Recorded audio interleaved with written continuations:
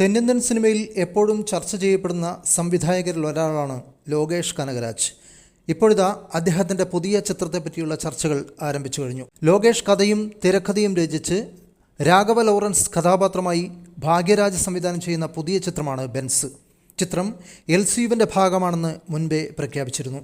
അതേസമയം കൂലി LCUവിൻ്റെ ഭാഗമാണെന്ന് അഭ്യൂഹമുണ്ടായിരുന്നെങ്കിലും അതൊക്കെ വെറും കെട്ടുകഥകളാണെന്ന് തെളിഞ്ഞു കഴിഞ്ഞല്ലോ.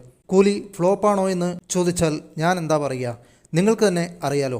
ഏതായാലും ബെൻസ് LCUവിൻ്റെ ഭാഗമാണെന്ന് ലോകേഷ് മുന്നേ പറഞ്ഞിട്ടുള്ളതാണല്ലോ. ഇപ്പോഴിതാ പുതിയ അപ്ഡേറ്റ് അണിയറ പ്രവർത്തകർ പുറത്തുവിട്ടിരിക്കുകയാണ്. ലോകേഷ് കനകരാജിൻ്റെ സിനിമാറ്റിക് യൂണിവേഴ്സിലേക്ക് തമിഴ് നടൻ ജയൻ രവി ഉൾപ്പെടുന്നുണ്ടെന്നാണ് പുറത്തുവരുന്ന പുതിയ റിപ്പോർട്ടുകൾ.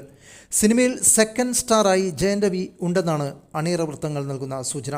താരം കൊടൂര വില്ലൻ വേഷത്തിലാകും ബെൻസിൽ എത്തുക. രാഘവ ലോറൻസ് ആണ് പ്രധാന കഥാപാത്രത്തെ അവതരിപ്പിക്കുന്നത്. മലയാള നടൻ നിവിൻ പോളി ടെറർ വില്ലനായാണ് ഈ ചിത്രത്തിൽ എത്തുന്നത്. LCUവിലേക്ക് ജയൻ രവിയും എത്തുന്നു എന്നതിൻ്റെ ത്രില്ലിലാണ് ആരാധകർ. 2 പതിറ്റാണ്ടായി നായക വേഷത്തിൽ തിളങ്ങുന്ന നടനാണ് ജയൻ രവി. കരാത്തെ ബാബു എന്ന ചിത്രമാണ് ഇനി ജയൻ രവിയുടേതായി പുറത്തിറങ്ങാനുള്ള ചിത്രം.